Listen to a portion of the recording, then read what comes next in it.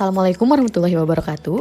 Pada kesempatan kali ini, kami peserta Lasar Angkatan 11 Kelompok 4 PPS 5 Regional Bandung akan menyampaikan analisis isu global tentang pandemi COVID-19 yang disusun oleh saya sendiri, Erta Meldanita, Ulfi Fadila Nurul Fahmi, dan Dini Auliani Karmana. Pertama-tama, apa itu COVID-19? Pada tahun 2020, masyarakat dunia dibuat terkejut dengan munculnya virus corona varian baru yang menyebabkan coronavirus disease atau yang lebih sering dikenal dengan COVID-19. Virus ini pertama kali muncul di kota Wuhan, Provinsi Hubei, Cina, lalu dengan cepat menyebar ke seluruh dunia termasuk Indonesia. Virus corona menyerang sistem pernafasan dan bisa memicu banyak gejala seperti sesak nafas, demam, batuk, kelelahan, sakit kepala, kehilangan penciuman, mual, dan diare. Pada tanggal 11 Maret 2020, WHO mendeklarasikan penyebaran COVID-19 dikategorikan sebagai pandemi. Masa pandemi COVID-19 ini tidak bisa dikendalikan dengan cepat, sehingga membutuhkan penata laksanaan tepat baik dari pemerintah maupun masyarakat. Selanjutnya, kami akan mengidentifikasi isu ini dengan 4 tahap, yaitu metode pentahelix untuk menganalisis isu yang ada selama pandemi COVID-19 ini. Kemudian, isu tersebut akan kami analisis menggunakan analisis USG untuk menentukan prioritas. Kemudian prioritas tersebut akan kami bahas dalam diagram fishbone dan kami akan menggunakan analisis SWOT untuk menentukan alternatif untuk pemecahan masalah dari isu tersebut. Untuk selanjutnya akan dijelaskan oleh saudari Dini Auliani Karmana. Selanjutnya, di sini saya akan menjelaskan tentang pra-analisis dengan menggunakan metode pentahelix, yang terdiri dari yang pertama adalah pemerintah, yaitu dengan adanya kebijakan pelaksanaan vaksin COVID-19. Yang kedua adalah bisnis, yaitu dengan banyaknya pedagang atau pelaku bisnis yang tutup. Yang ketiga adalah akademik, yaitu dengan meningkatnya kasus COVID-19 ini menyebabkan semua sekolah belum dapat melakukan tatap muka. Yang keempat adalah komunitas. Berimbas dari pandemi menyebabkan suatu komunitas sulit untuk berkumpul. Dan yang terakhir adalah media. Dengan media, kabar baik ataupun buruk dapat dengan cepat tersampaikan. Dengan merebaknya berita tentang pengaruh buruk dan meningkatnya kasus COVID-19 menyebabkan masyarakat panik.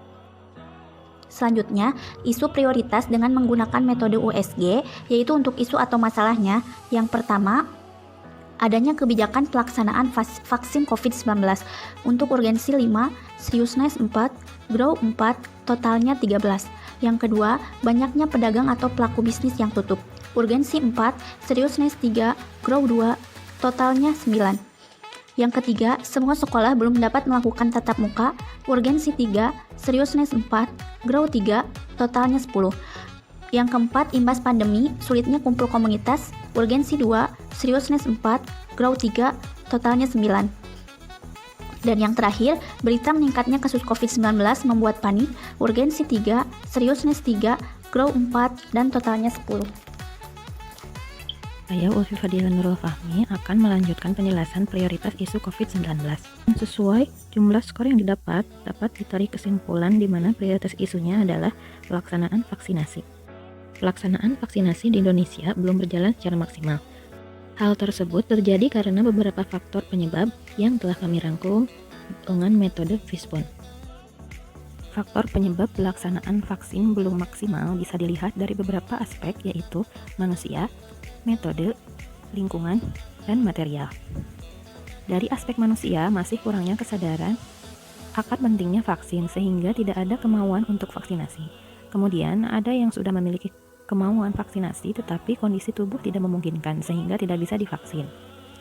Lalu, dari aspek metode, masih kurangnya informasi akan pentingnya vaksin dan sosialisasi atau kampanye dari petugas vaksin mengenai keefektifan vaksinasi. Kemudian, dari aspek lingkungan, masih banyaknya anggapan masyarakat bahwa COVID hanya rekayasa. Lalu, tokoh masyarakat belum divaksin dan jarak tempat pelaksanaan vaksin yang cukup jauh.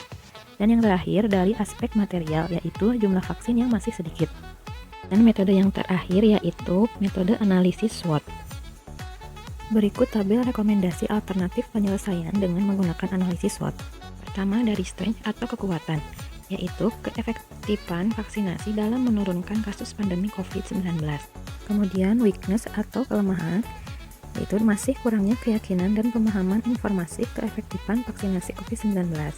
Lalu O atau opportunity atau peluang, yaitu memaksimalkan semua jenis media sosial, baik sosialisasi langsung maupun sosialisasi tidak langsung. Dan yang terakhir, T atau threats atau ancaman, yaitu mengawasi semua informasi yang sampai ke masyarakat. Sekian analisis isu COVID yang dapat kami sampaikan. Terima kasih. Wassalamualaikum warahmatullahi wabarakatuh.